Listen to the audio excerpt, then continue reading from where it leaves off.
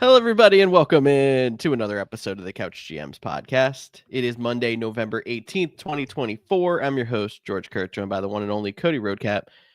Cody, how are you doing after another busy weekend? I am doing great. I mean, when your head coach is 11-0 against the Chicago Bears, how could you not be enjoying anything else but a victory Monday? I mean, only one thing to say. The Bears still suck. Jordan Love can start saying soon the I still own you thing. It just moved over from Rodgers to him ownership, correct? Yeah, Rodgers announced that last year on the Pat McAfee show. Jordan Love's going to have to start saying, buy Toyotas at this rate. Toyotathon is on, apparently. And I will say I was a little upset when I decided to bench him and play Justin Herbert until that Sunday night game came, and actually I performed slightly, but both, it was like there was not a wrong answer in the room, which was good. But plenty to talk about from that big slate of games this past weekend. If you want to get in on the conversation, ask some fantasy questions, talk games, whatever you want to do, make sure you drop in the comments. Or you can always drop in our DMs if we're not live. Reminders, we are live Mondays and Thursdays at 6:30 East. And you should follow us either on YouTube or Facebook where you're watching, or you can find us at the Couch GMs, Facebook, Twitter, Instagram, and TikTok. Cody, why don't we jump right in? Let's sit back, relax, and chat.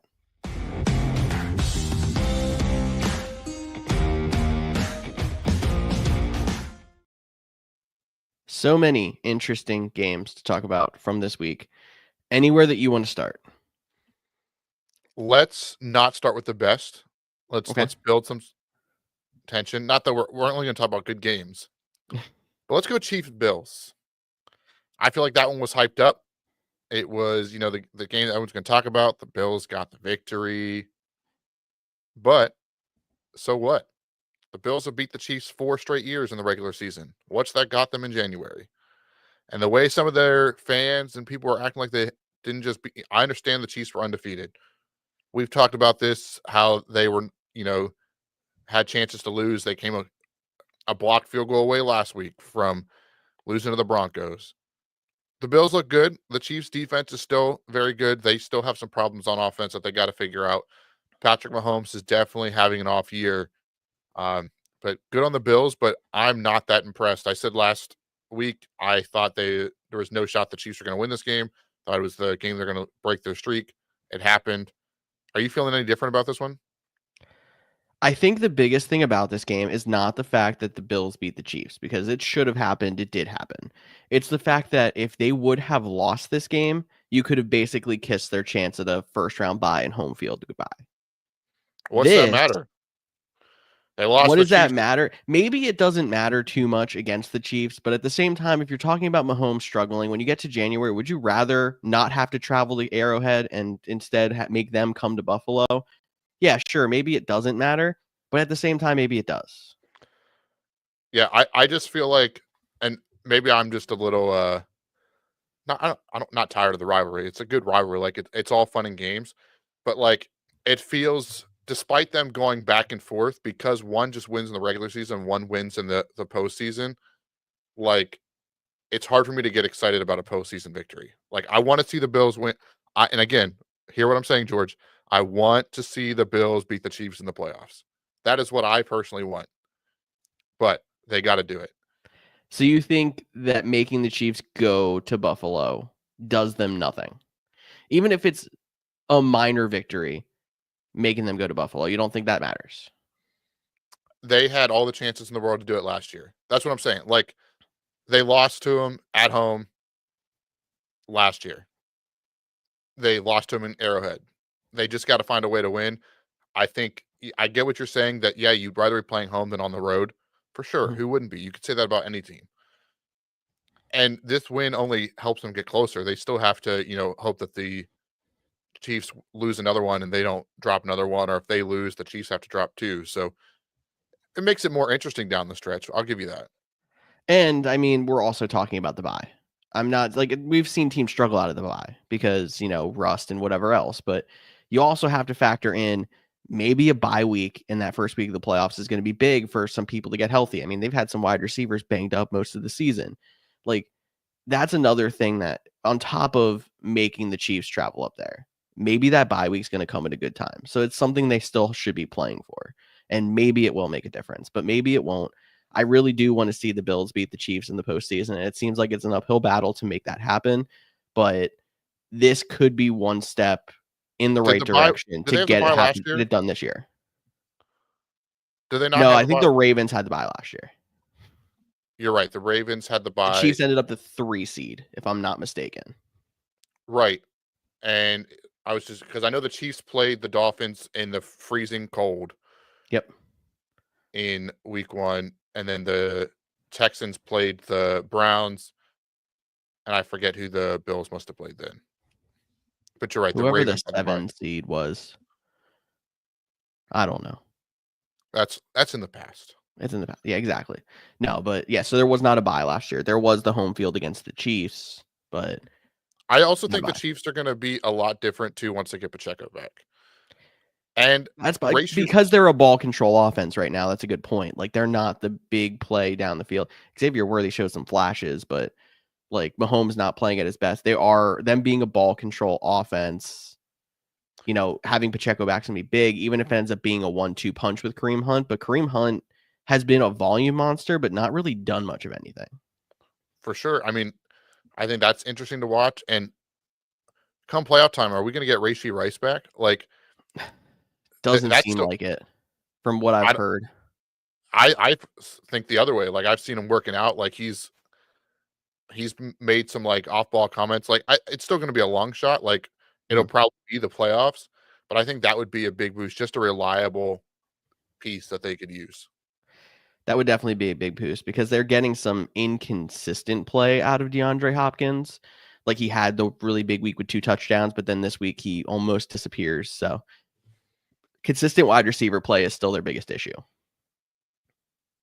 Yeah, we'll have to wait and see on that one. But Bills again, congrats on they're getting the win. Amari Cooper, I know we're talking a lot about people coming back for the Chiefs. Amari Cooper could be a different maker come playoff time too. He had that really nice catch to start the game down the sideline. And then Josh Allen playing like an MVP, Mhm. having big moments. Loved their decision to go for it on 4th and 2. I was like, why would you kick a field goal and only go up 5? You could argue, should he have, slid and not scored? But I understand why he went all the way in, took it, and Because they had the continued. chance to make it 2 scores, it made sense that he went in and scored. If it would have been the max you get to is an 8-point game, I think then you make the argument of ball control and slide. But because the extra point made it 9, If you slide, they don't even touch the ball. The game is over. fair. So it's. I mean, I get what you're saying. 2 point or 2 possessions with less than a minute needs a super miracle. It's calculating percentage points on what the analytics say, and it's not even worth it. But Is this a segue into another calculating analytics, or are we going to save that one? let's go for it. Okay. Bengals Chargers, which was a horrible game that turned into a fantastic game that turned into J.K. Dobbins scoring a key touchdown with only a 20-something seconds left on the clock. But should he have scored a touchdown? Yeah, I mean, no, he should not have. He should have slid. Yeah, I thought you were asking me, should he have slid? Yes, he should have slid. he should have slid. Again, like I know people are out there like you don't need. It's only 20 seconds. They need a touchdown to go win it. Even Chris Collinsworth was on the game. He was like, "Yeah, there's 18 seconds left." I remember a Kansas City team that only needed 13 seconds. Granted, that was just a field goal, but we saw it. I mean, the ball was in T. Higgins' hand. It got knocked out on the goal line on a Hail Mary attempt. Like, don't even get in that situation if he goes down. Heck of a run. Honestly, at first I was like, maybe they're letting him score until the one Bengals defender right around the 5-yard line was trying to stop him. There, I'm like, at that point, bro, let him go, let him in. Yeah, seriously, you gave yourself a chance. And I mean, if you're talking about, even though they're struggling, if you had to name 5 quarterbacks that you think could make that happen in 20-something seconds, Burrow was in the 5. Oh, for sure. I So mean, the yeah, only definitely ball I will control say needs to come into play there. the only thing with Burrow you had to question is a little bit of arm strength. He does not have a Josh Allen, Patrick Mahomes, Aaron Rodgers, Matt Stafford arm. Mhm. Like it'd be the same thing. It was Jared Goff, Brock Purdy. Like no, Yeah. Can they throw it 60 yards? He probably maxes out about 50, 55. And you kind of saw that. He threw it from about 55 yards. It got right to the goal line. Like that was probably his max. And he did that under pressure too. So good for him. This Bengals team is in all kinds of problems right now. Like they should have won that game. I mean, we could have the conversation of like, you can't pay Jamar Chase, you can't pay T. Higgins. You paid your kicker top of the money, and he can't make two. He missed his 2 kicks in a dome. I know it's technically an open air stadium, so there is breezes and they can have thunderstorm warnings despite being covered. But like again, this team like the Bengals should be a playoff team. They've just completely faltered, mismanaged. I think back to like the Vikings 2 or 3 years ago when they went 13-3, Kirk Cousins, and we're like, this is like the fakest, team ever. They were like 9-0 in one possession games. I don't know what the stats are, but I think every Bengals loss has been by 8 points or less. And they just can't seem to close out these games. And Joe Burrow is having a great season as a quarterback. Jamar Chase having a great season. Like they led and they just can't. And I think it's time for Zach Taylor to go. And like you said, like they're having individual successes. Like you can look at places where they're playing well, but I think maybe a culture change might be the way to go there. I'm also interested to see because last night when I was watching the broadcast early, you heard so much about how Joe Burrow leans on T. Higgins and how good their relationship is off the field and how important he is to their offense. And then every other time you hear there's no way T. Higgins returns next year. But then you also look at teams that are having success, maybe minus the Chiefs because their receiver room's kind of a mess. Most of them have 2 dominant wide receivers. That's just how the NFL's gone right now. So part of me questions if that team makes a change, do they change coaches, but then T still comes back? I think it's interesting, but I don't know how you pay 2 wide receivers the same offseason $30 million a year.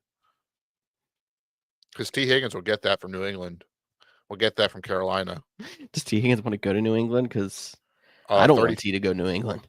But like $30-some million a year? It's fair. How much of a hometown discount are you going to take for Cincinnati? He's not taking any after they franchise tag him and said we're not doing a contract negotiation. Like they didn't even do. No way he's taking a hometown discount. And I think that's been part of Cincinnati's problems. Not to go off on a super tangent, but like one of the reasons they've struggled pre Joe Burrow was they were always one of the quote unquote cheaper organizations. They had one of the smallest scouting staffs. They are currently constructing an indoor practice facility. Last team in the league to have one. I mean, they had a bubble, but they didn't have that. Like they've always nickeled and dimed, and now they weren't very good and lucked into some of these star players, and you've seen them, leave and go elsewhere. And I think we're going to see that with T. Higgins. And there was all this talk. Again, I don't want to go off on this tangent, but I'm already here. All this talk this offseason. What if the Vikings would trade T. Higgins for T. Higgins and give up Justin Jefferson so they could recreate LSU? What if T. Higgins or Jamar Chase says, "Hey, I want to go play with Justin Jefferson in Minnesota"? They got a rookie quarterback. Like, they're going to have to franchise tag him, Jamar Chase. That's like an easy lock unless there's some last second deal. Jamar Chase getting franchise tagged. But are they going to go through this again and not make another deal? Will he play? Like he already wanted to sit out the first couple weeks of the season on his 5th-year option. The Bengals team's a mess. They need a new voice in there. I'd love to see what Ben Johnson could do with those playmakers. If they could get Ben Johnson in there, if they could retain T. Higgins, Chase Brown.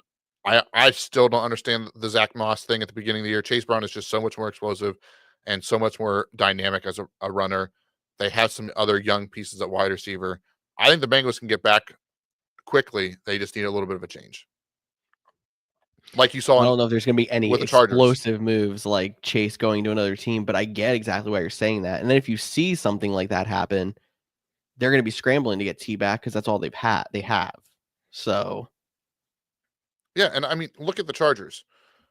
they were somewhat competitive, never like elite of elite. Yeah. Had a down year, got in Harbaugh, complete culture shock, built the team the way, and went offensive linemen instead of wide receivers. Like, no, we took wide receiver last year. We'll get Lad McConkey in the second round. We're going to get this offensive line. We're going to bring back, a running back off injury who's having a heck of a year in J.K. Dobbins. We're going to go get a bruiser in Gus Edwards, and we're going to be a run-first, play-action team. And Justin Herbert's playing the best football of his career. With the fewest attempts in his career. Exactly. That's like the efficiency of that offense and how well coached that team is a great testament to how important that is in the NFL, and see people overlook it. So the culture change in Cincinnati is something that we have to keep an eye out for. Yeah, I'm very interested to see how this all plays out with the Bengals. Last thing I'll say about this matchup, I said it pregame. I'm gonna say it one more time. Elite uniform matchup. Look great on TV. Yes, that for sure it did. Cody, you mentioned Packers Bears in the pregame, in the intro, the pregame show to the podcast. I don't know what I was going for there. Do you want to talk Packers Bears here? Sure, I always talk Packers Bears. I mean, one, you saw the bump. We talked about it. Does an offensive coordinator get a bump? You saw that with Caleb Williams. It gives you a little bit of hope moving forward. Can they replicate that? They took in just by switching the offensive coordinator. They got DJ Moore involved. DeAndre Swift was more involved. They got Caleb Williams time to pass down by a whole second, which really helped him not take sacks. They had, for the most part, an efficient offense. They at one point had, when they completed their they were like 6 of 13 on third down. They threw up a graphic. They were 6 of 13 on the day on third down, or 6 of 10, and they were 6 of 40 in their last 3 games. Like, they were just more efficient overall. Can that continue? That's what we have to see about the Bears. Rome Odunze got more involved. Keenan Allen was banged up, but a key piece on third down. Probably not anything fantasy relevant you're going to get out of him, but he's developed into like, oh, you need a third down, I'm going to go to him. And then on the Packers side, it was one of those weird games. They had 7 total possessions. One of them was a kneel down with 3 seconds left in the end of the half. So 6 actual drives. 5 of them ended up in the red zone.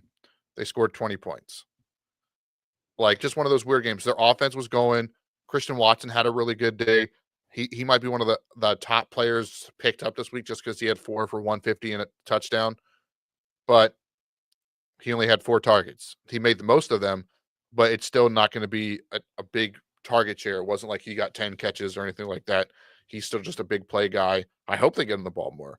Jordan Love looked more decisive, healthier, which I think is a big thing too.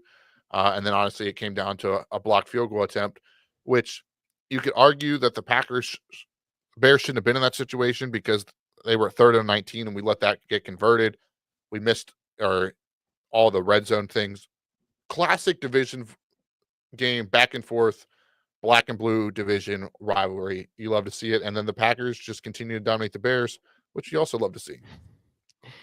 I mean, honestly, the fact that the Packers could get close to the Bears' total yardage output, get almost as many first downs, while running 24 less plays and only having 23 minutes time of possession is actually crazy. The fact that they couldn't quite, put as many in the end zone as you wanted to, the fourth quarter settling for 2 field goals, but it was enough.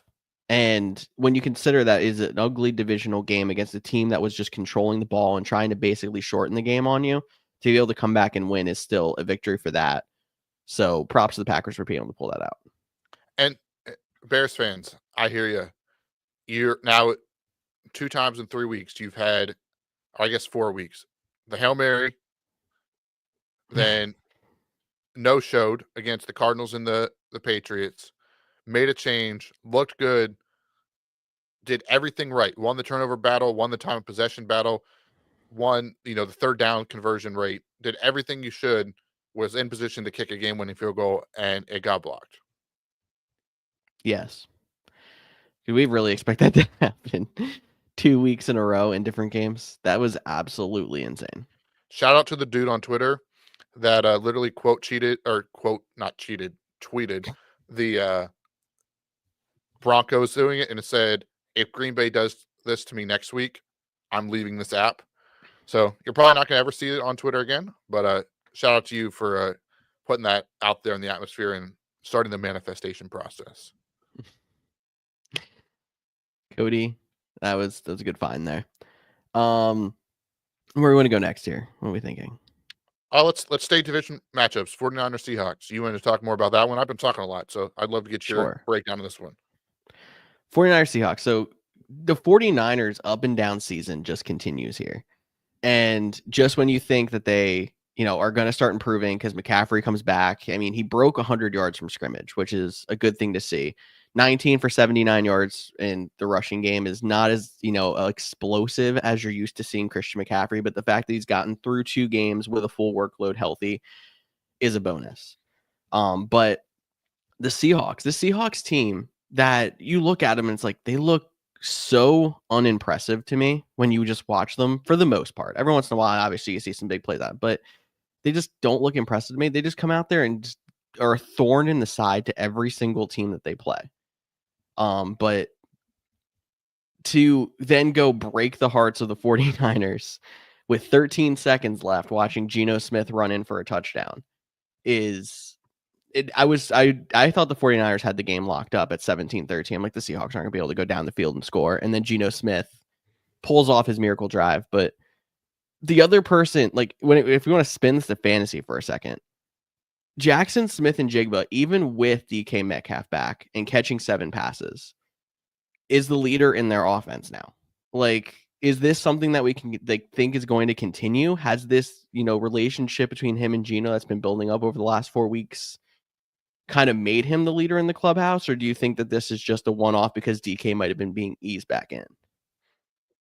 I think DK will get his, and I think it just morally replaces Tyler Lockett. And we used to have the conversations all the time. Is this a Lockett week? Is it a DK week? And we might start to get back to, there's going to be a JSN week versus a DK week. And don't get me wrong, DK, like you said, still had 7 catches. You're probably still okay playing both. But I think it impacts more on Tyler Lockett, was already kind of like a borderline flex play to now potentially droppable versus DK Metcalf's production the rest of the season. Definitely, but just a one possession game here that I wanted to touch on. If there's anything else you want to mention, you can. Keeping it divisional, Ravens versus Steelers. Another infuriating team, as the Ravens probably had this game locked up if they didn't commit another, I think it was 13 penalties in this game, just to increase their league lead in penalties called against them. I've never seen a team with a good record that plays so well just shoot themselves in the foot more times than the Ravens are this year. Yeah, they have their bad games, but let's give props to the Steelers. Their defense is elite. And I feel like we talk about this all the time. It's not as bad as the Mason Rudolph 10-0 Steelers. Like, we're not at that level where it was like, bro, how is this team 10-0? But every time I watch this team, I'm like, how are they 8-2? How are they 8-2? And you're talking about the Buffalo Bills potentially wanting that home field advantage. Pittsburgh's right on their tail. Like, the AFC is very top heavy. Like, there's like 5 teams, in there, and Pittsburgh I think has now put themselves in that conversation that you think is the rest of it. We'll see what happens. But Pittsburgh's playing great. Russell Wilson looks good, which is wild. Didn't think that was gonna bounce back. I don't know if it's wild, just because I thought the drop off in Denver was very sudden and seemed kind of because of another reason. Like, I'm not saying he should look this good, but I didn't think he would look as bad as he did in Denver. Well, and let's be, he's playing good. He's not playing at an elite level. Like, he still has his, his inconsistencies and his issues. Like, but I meant wild as in the sense is like in week 3 or week 4, whenever it was, we're like, wait, they're going to bench Justin Fields for Russell Wilson. And it was like, and now it's like, how is that even a conversation? I hate to say I told you so. I don't think I ever said, only thing I said is why take him out when he's at 4-0. Like, And I But don't think Justin Fields passed the eye test, and I think they were winning a lot of games via defense and just no, for sure. controlling the ball. But Hey, they've been able to actually be to a sense, explosive offense with Russell Wilson in there. yeah, George Pickens is definitely more fantasy relevant with him in there. And heck, Justin Fields almost gave the ball back to the Ravens this week too. So Sliding a yard short instead of going for the first down. They ended up converting it, the 3rd and 1, to be able to run the clock out. But you're right. And he got up so confident he got that first down. yeah, it was not as bad as like dropping the ball before the end zone, but if that was like 3rd down and that would have put him at like 4th and 1, do you go for it? Like crazy. That would have been a conversation because they were only up 2. I know And you Tucker go had a for it. bad game, but they were in field goal range if you would have given it back to him, or at least close to it. You go for it in that situation. More than likely. But that's one of those situations where the head coach is in a no-win situation. If he ends up not converting it, he looks so bad. But analytically and by the sense, yeah, you would go for it. For sure. Anything else about this game? No, I think we're good. One more game we had on our list of things to touch on, Broncos Falcons. Yeah. The Falcons, they're a team that has played awful the last 2 weeks, and the Broncos continue to look good.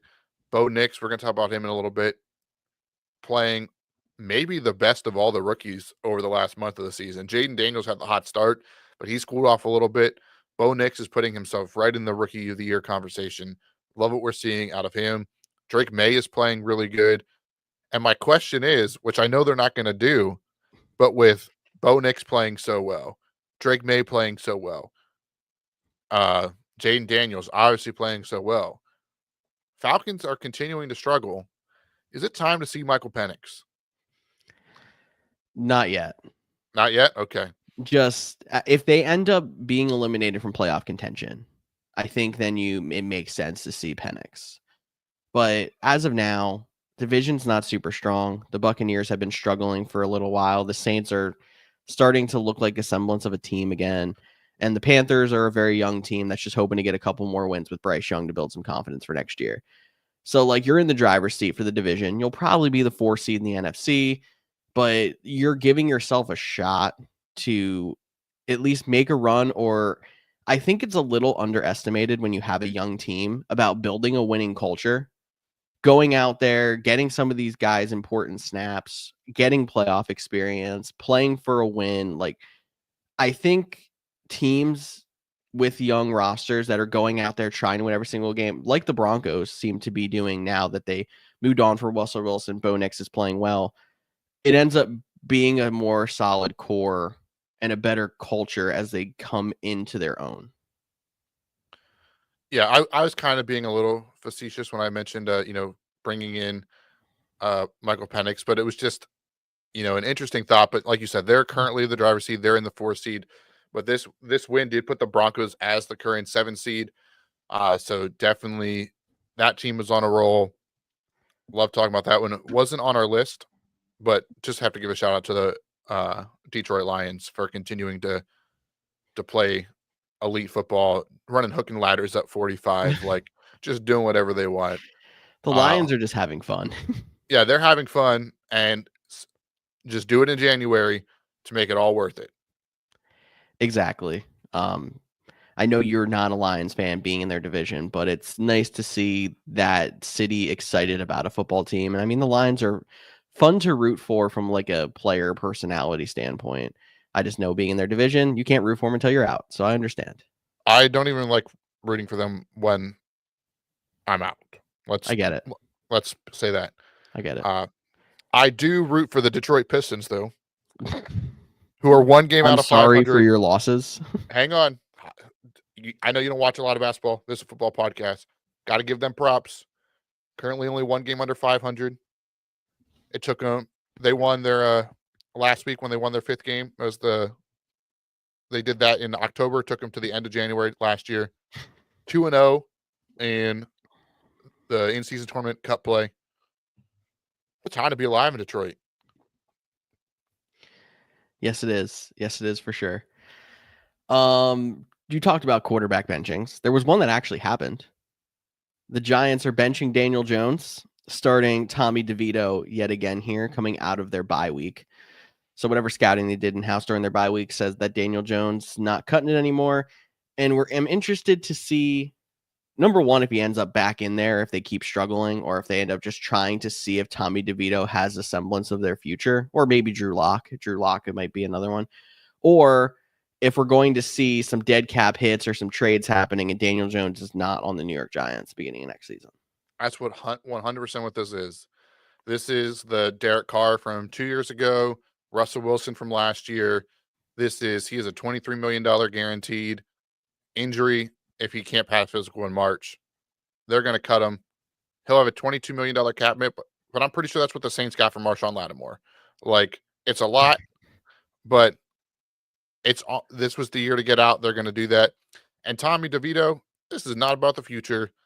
This is about getting all the Italians in New Jersey to come to the stadium and sell out the last couple of weeks. Maybe not sell out, but no, probably not. This is the equivalent of Tim Tebow signing with the Mets. They're just selling minor league tickets. It's funny how it's another New York team too. It's just New York in general has not had a great time in major sports. Like, I guess the Rangers had one good year in hockey, and we did have the New York Yankees in the World Series this year. But in football, the Giants and the Jets have just been dreadful. And the Giants now regretting signing Daniel Jones instead of Saquon Barkley even more. Just, we'll see where the direction of that franchise goes and how high of a draft pick they have. It is interesting quarterback class coming up. And which, like, it's interesting too, because, like, you know, people are going to argue who's number one. Is it Cam Ward? Is it Jalen Milroe? Is it Shedeur Sanders? Quinn Ewers? Like, still a lot to be determined up there. The big name is going to be Shedeur Sanders. And does Dion let Shedeur go to the Giants? Does he go to the Giants with him? Nah, Dion's not leaving college football. We say that, but there's been a lot of jokes going around of them two going to Dallas and then trading Dak. It's never going to happen that way either, because Dak's cap hit would be like 5 times Daniel Jones. Yeah, it'd be like near 100 million. It was in the 80s, I want to say, if I saw it correctly. I don't know. It was a lot. But yeah, the Giants would be interesting. And then you mentioned the Jets. Not that they did anything besides lose again. Rodgers said he wants to play again in 2025, and Diana Rossini reported on Sunday that the Jets are planning to run it back with Rodgers in 2025. So, sorry, Jets fans. Mike McCarthy, you are the head coach of the New York Jets. I could honestly see it. I don't see him surviving in Dallas past the end of the season. He might play to the end of the season, but coach to the end of the season. But I don't see him being the coach in Dallas next year. It might even make sense at this point for the Jets just go out there and be like, Mike McCarthy, have 1 year with Rodgers, see if it works. If it doesn't work, you're both gone. Hey, you never know. But speaking of coaches, and if they're gone, a lot of noise about Doug Peterson being the next coach fired. We talked about the Lions putting up 52 points on them. Gabe Davis now out for the season to add to Christian Kirk and that wide receiver core. They're already not sure about Trevor Lawrence. I'm starting to think he's just going to make it to the end of the year. Maybe like a week 16, kind of like if you want to give like a potential guy an early look for, 2 weeks, which I don't know what that does, but he wasn't let go today. After that, I think there was even some like, hey, we know what's going on. And I think some of that too is like, I think the GM's got to go too. Oh, yeah. It's not just Doug's fault. I mean, can I do a hot take? Sure. I think it's more likely, which define more likely, that Doug is back next year with a new GM than Doug gone and the GM gets to hire another coach. I kind of think it's going to be both.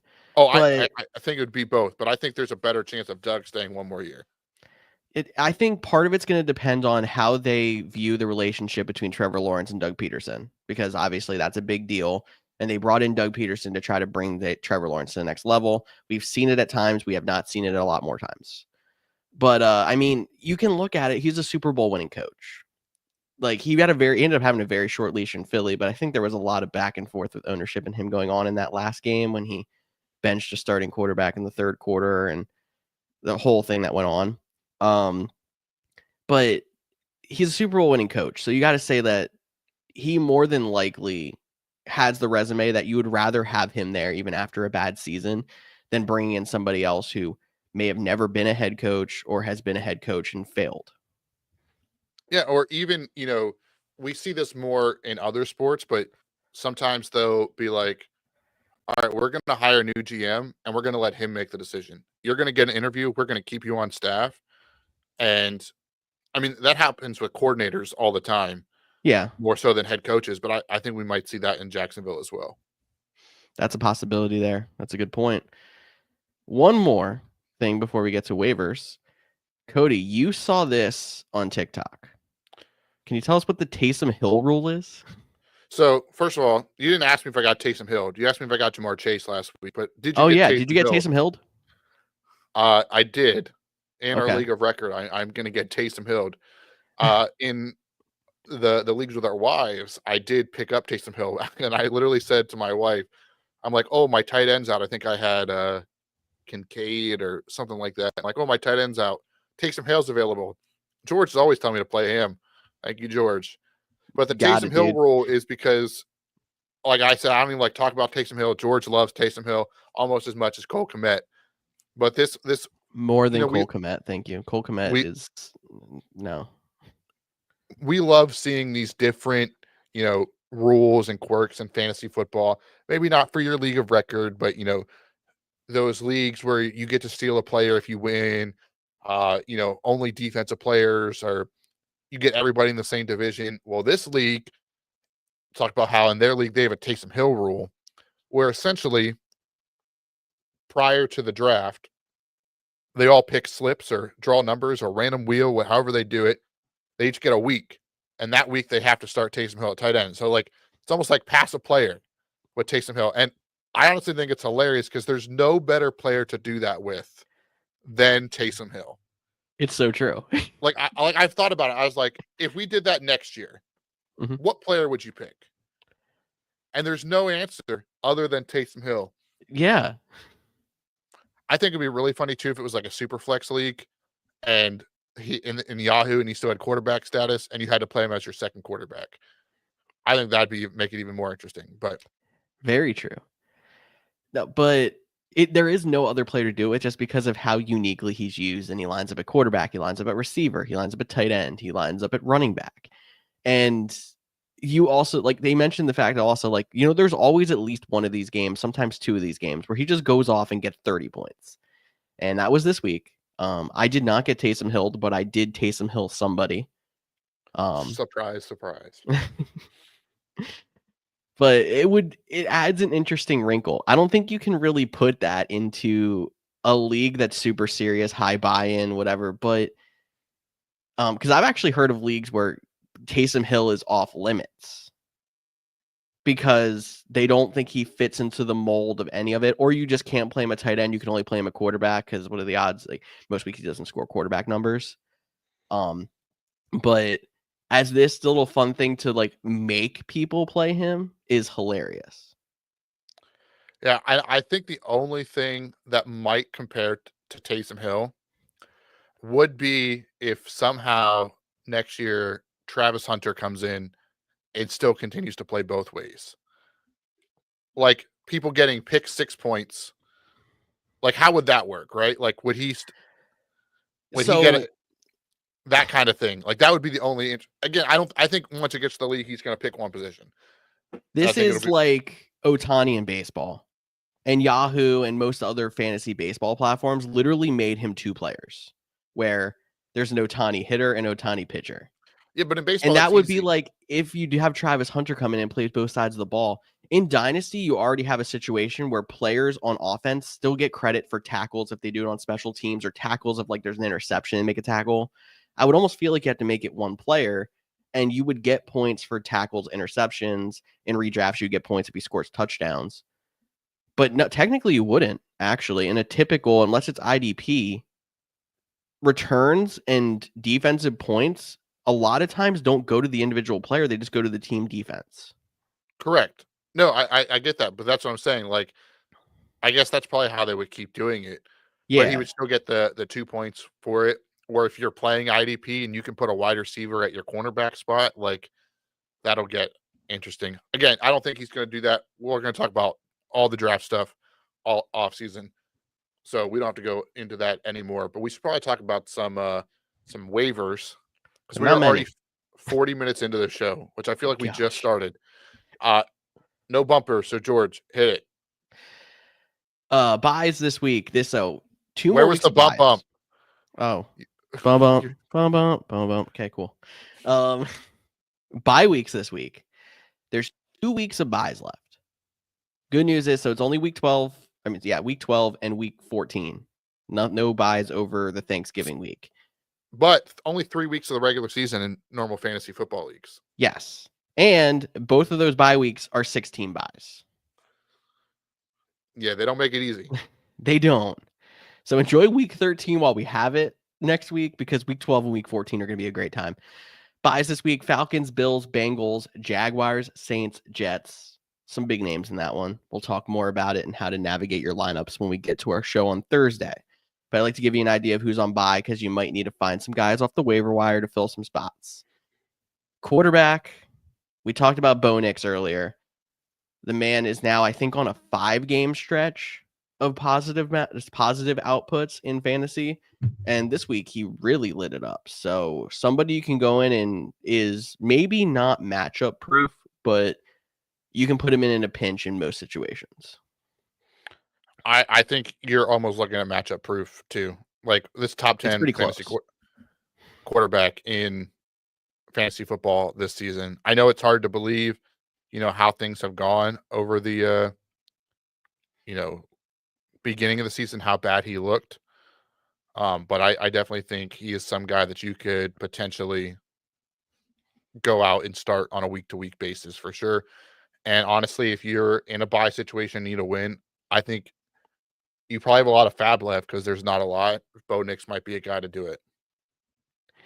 Green matchup against the Raiders next week, and then it's the Browns. I think you could play him in both. And then he's part of the week 14 bye, Mageddon. So he can help you get a run to the fantasy playoffs if it's somebody that needs a quarterback. Yeah, and I'm just looking at other quarterbacks that might be available, not as highly, but look for like Baker Mayfield coming off of a bye for your potential.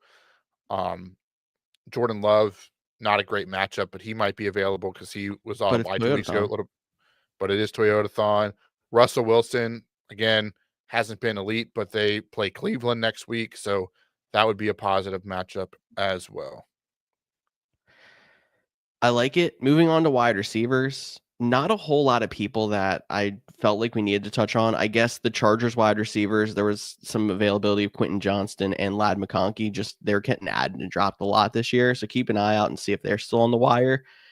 Browns wide receivers as well, because even though they only put up 14 points on offense and were pretty dreadful, I mean, Jameis threw for almost 400 yards. Pretty much all 3 of them were effective. But I'd like Cedric Tillman and Jerry Jeudy the best. Yeah, I think I would go with Jeudy over Tillman, but that's Tillman's the hot name. Tillman's the hot name, but then Jeudy also had a really good week, but he did have a big touchdown, so take that for what it's worth. There is another guy I want to ask your thoughts on. Okay. He didn't start the season with the Saints, but he now plays for the New Orleans Saints. Obviously, this team is on bye. Marquez Valdes-Scantling has filled in beautifully for the Rashid Shaheed role. Yes. Putting up and that's 24, exactly what he has played his entire career. Right. 24 points last week, 15 points this week. They're on bye this week. Then have 3 positive matchups against the Rams, Giants, and Commanders. So if you're like my team and only had Dolphins and 49ers, hey, I don't have any buys this week. Maybe I'll go pick up Marquez Valdes-Scantling. That's not working out great for me for my team that had those. Both teams fell off a lot. So my issue with it, inconsistency is going to happen just because that's how that role is. But if I'm looking at it, if I am desperate enough to have to play him in week 13 with no buys, my team's got some issues, but I mean, he's definitely an option. You obviously can't play him in week 12, so week 13 is the first time. Week 14, if you look ahead and you see that you have a lot of buys in week 14, you're going to need some help. This is the time to look ahead and be like, maybe Rashid Shaheed's a good the Rashid Shaheed 2.0, Marquez Valdes-Scantling is a good option as somebody, because you're more than likely going to need a boom or bust player if you're playing with 3 guys on bye. So having him in a flex spot in week 14, it's early. If you can have the roster flexibility to add him early, and then obviously if anything changes, you can still make a pivot. But I like the idea of taking a look at him and looking ahead, seeing your map to the fantasy playoffs and what you have to do to take care of your roster with the last 2 big bye weeks. I like it. Running backs, again, it's been hit or miss with the running backs all off season. Cam Akers, we continue to put him on the list as a handcuff. He got in the end zone this past week. He's getting more and more touches as he's been back in Minnesota. So he's a guy Jones out has been there frustrating and nicked up. Not injured, but nicked up. Yes. Probably the best way to put it. Mm-hmm. And I think they limited his carries, and they're going to keep limiting his carries a little bit because he's nicked up. But I mean, he still saw the ball 15 times. He just didn't convert into much of anything against the Titans, which is disappointing. And then obviously didn't get the touchdown. I still wouldn't jump to the fact if anyone's out there worrying about Aaron Jones versus Cam Akers. It's still Aaron Jones, but I'm someone where everywhere I have Aaron Jones, I have Cam Akers as well. Yeah, I think that's a good way to put it. All right, tight end, talk about your boy. Taysom Hill gets opportunity. I feel like I've talked about him every week for the last 5 because you just haven't been on board. But there's also just because there's I'm not out any. More now. You're out more because he had his week. Yeah, This happens every year. But he might make me regret it, because you're right. The opportunity is there. I feel like the old head coach. It's like, I don't believe in analytics because I don't believe in Taysom Hill, but the numbers say you should probably play him, especially at the tight end position. At the tight end position, there's some years where I definitely think you can argue that Taysom Hill doesn't make sense, because if there's a lot of tight ends that are performing, you can probably name 10 tight ends. It's like, yeah, I'd rather play blah, blah, blah, blah, blah. This year, when there's been no consistency at the position, outside of we're Brock out Bowers. here besides Brock Bowers, exactly. And I mean, there's some other guys that have been decent. Kittle, when healthy, has been fantastic. Mark Andrews over the last 5 games has been back to being Mark Andrews and scoring 10 points a game. Examples like that, I wouldn't play Taysom Hill over those guys that are being consistent. But if you're like most of us out there and have been trying to scrape the waiver wire for Mike Gesicki and it hasn't been working, have been trying to roll with Zach Ertz and he scores 5, 2, 5, and then scores his 10, sometimes Taysom Hill, just because he gets the opportunity, is a better option. And you're not going to get 30 points every week out of him. There's a lot of weeks you're going to get 5. But just because he has opportunity, he's going to score touchdowns more than some of these guys do. No, I completely agree. I get what you're saying. I hear you. I just don't want to believe. But as we get closer into the holiday season, to quote one of the greatest Christmas movies of all time, seeing isn't believing. Believing is seeing. George is like, what movie is that? Yeah, I can't pick it out of my brain. It's the Santa Claus. Oh, okay. Fantastic movie. In the snow globe. But got it. Okay. That clicks now.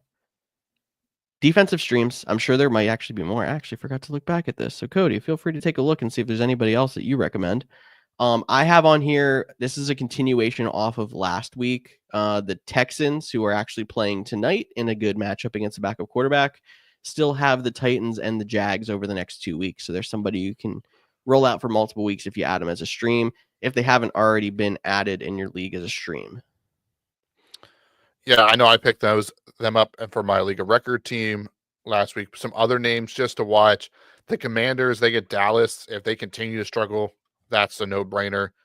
But yeah, I mean, the Dolphins, they get New England, but New England's been playing a little bit better as of late, but they're still pretty conservative. So you can go there.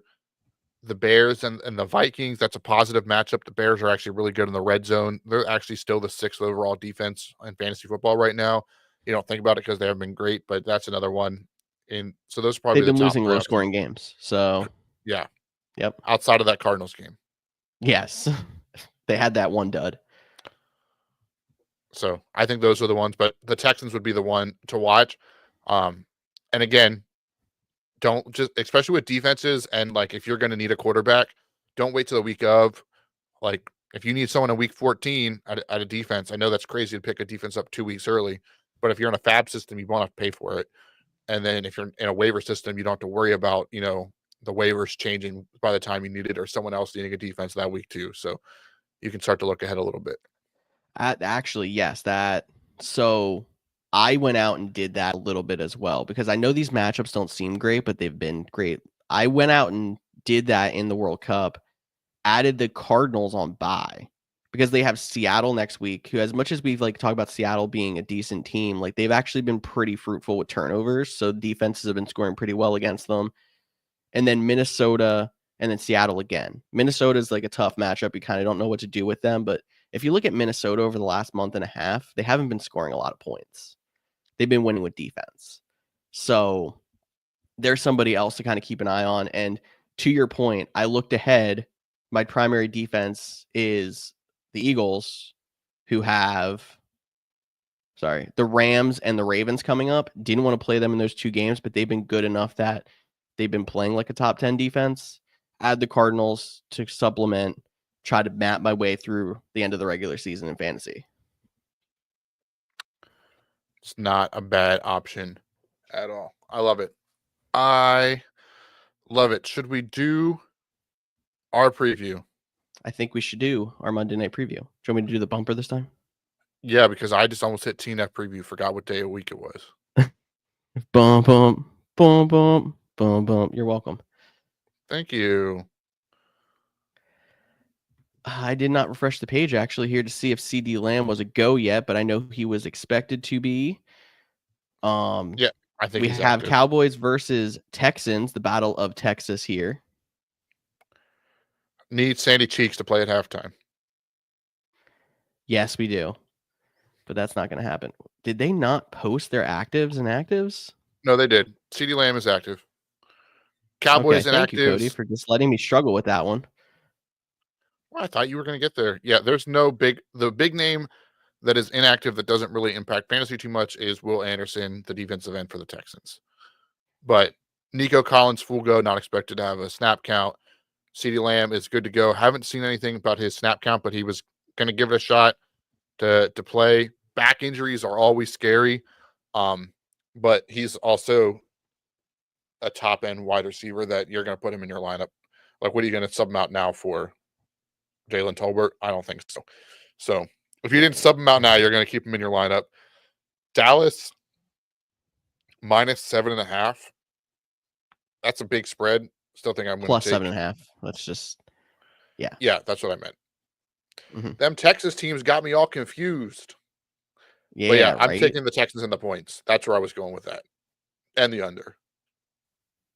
And the under. There you go. Just not faith in the Cowboys scoring. And I mean, the Texans have also been struggling. Yeah, just not faith in the Cowboys scoring. Like, this game definitely feels like 24-13. This game does feel like 24-13. Fun little tidbit. The Cowboys were opening the roof prior to this game. They had a piece of metal fall from the roof, and they are now closing it. The game will be played with the roof closed tonight. That's kind of concerning, but glad nobody was hurt in that whole thing. And I actually asked you a question, Cody, since we have a few minutes. I think it's good just to talk fantasy strategy. So I'll bring up my situation. Okay, Before go ahead. we go strategy, yep. I have to make one comment. Okay. So we're talking about the stadium issues.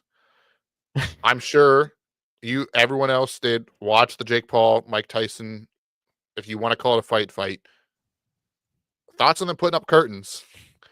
They put up curtains for Jake Paul and Mike Tyson, but they would not put up curtains for their multi-million-dollar quarterbacks. Yeah, interesting.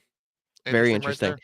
I am interested to see the next time they play a game in the 4 o'clock East window, if there are curtains or if there are not. Because after all the scrutiny they got, not only from post game and even having CD Lamb saying there should be curtains, to then putting up curtains for that situation, are they gonna just do it? I think they're okay. Like, it really is. Like, I get why they should, because this plays in both ways. It's like 2 games a year. It's right when the time changes. Yeah. But because, like, by Thanksgiving, when they play that 4 o'clock game against the Giants, it'll be dark at 4:25, 3:25 their time. The sun will be going down. We passed that. It'll affect them in the first maybe couple minutes of the game, and that's it. Yeah. Yeah. So, like, you think they would just have curtains for 2 times a year? Well, apparently they have curtains they can put up whenever they want, but you think they would actually use them in those situations? Yeah, unless Netflix brought those in, because they were draped. If Netflix brought in curtains, just hoping somebody made a comment, and they did, props to Netflix. Well, I'm just saying for, like, their production value, like, making Yeah. sure it was dark and the lights and the fog so we could see Jake Paul roll out on his green car. Like, but let's go back to your strategy. We don't need to talk about the fight. That happened days ago. Yep. Your strategy, well, we got a couple minutes left. All right, cool. So, Couch GM's World Cup. I am playing Marcus, good friend and semi-reoccurring guest Marcus. I'm in a situation where I'm winning by 0.14 points. He is done. I have CD Lamb. So, I mean, this is maybe a bad example because CD Lamb, do you really expect him to score negative? Let alone you probably expect him to score quite a lot of points. And if you know anything about the rules of the Couch GM's World Cup and you've been around for a while, 0.4 is big because it's your primary tiebreaker in the standings. It is also the primary tiebreaker in the wild card to get into the Couch GM's World Cup final. So you want to score as many points as possible. With that being said, I'm not going to bench CD Lamb here. But are there situations where you are leading in a fantasy game and it's not by a whole lot, by maybe 2 or less points, that you would bench a player to lock in a win? Yeah. Leave an empty I mean, spot on your roster. I would. I've done it. I think it depends on your league. Some leagues are super strict about, making sure there's just a person in every spot. And if that's the case, like, don't break the rules. Like, don't try to pull a fast one. Even our league of record, we say that you're required to start an active lineup, but you can deliberately make a choice to bench somebody to protect a win. So I think it's a smart play.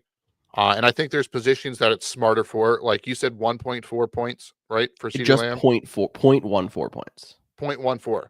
Yes. So literally -2 rushing yards is what Yes. you were saying. So you get it, but he's half point PPR, 1 catch, like, barring a fumble, it's game over. Like, you're good. So on that one, I would probably chase the points because of how valuable points are, especially in your case, fighting for, a potential late season comeback. If it was although points are great as a tiebreaker, record still trumps it all. So you'd want to make sure you get the win. But the positions that I would definitely do it, kickers. Yep. Because you lose points for misses, and defenses. Even if it's a green matchup, they get over 28, 35 points, depending on your league scoring, they start hitting the negatives too. So positions that could be in the negative, like outside of that one Nathan Peterman game where he threw 4 picks and end up with negative points at a quarterback, like, you don't see skill positions, wide receivers. Occasionally the running back, gets 1 carry, hurts his ankle, went for -1 yard. They get like a -0.1. In your case, he's not a running back. I would play him for the points, but I do think it's a valid strategy when and if you can do it. And for any league managers out there that might be hearing this, the way that we set ours up is you must start an active roster.